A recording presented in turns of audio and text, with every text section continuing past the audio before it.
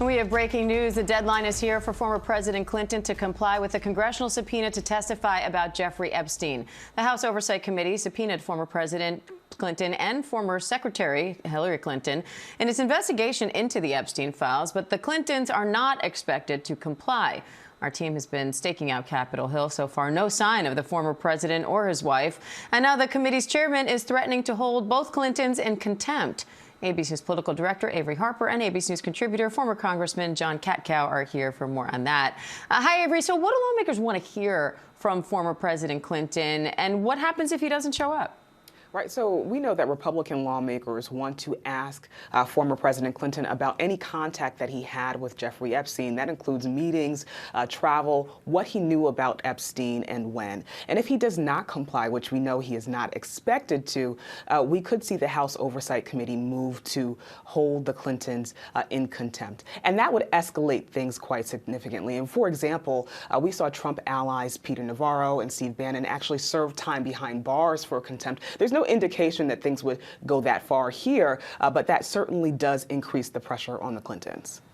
John, the Clintons' lawyer has been negotiating for a closed-door deposition.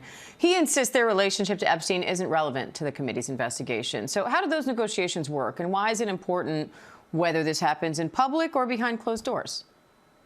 Well, I mean, there's always horse trading when it comes to these investigations, and particularly when you have a former president of the United States. And if you recall, Clinton was subpoenaed to testify while he was president for the Monica Lewinsky incident.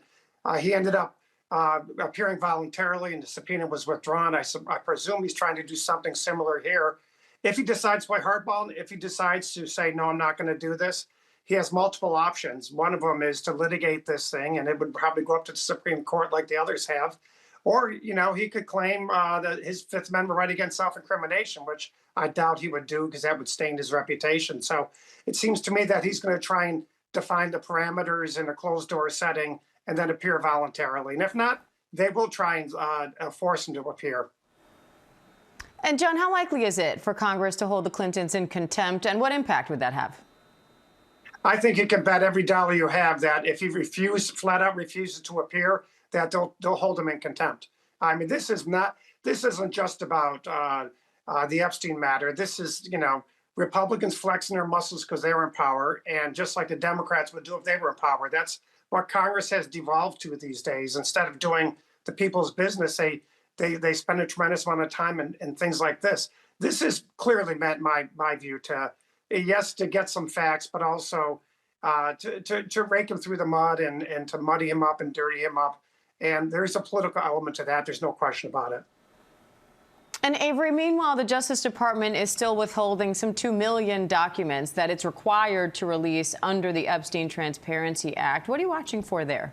I mean, ultimately, I'm watching for if the DOJ releases those records and provides any explanation for the delay around them. There's obvious interest on both sides of the aisle as to what is in those records, if there are any names or any evidence that could ultimately change the political fallout from this Epstein case.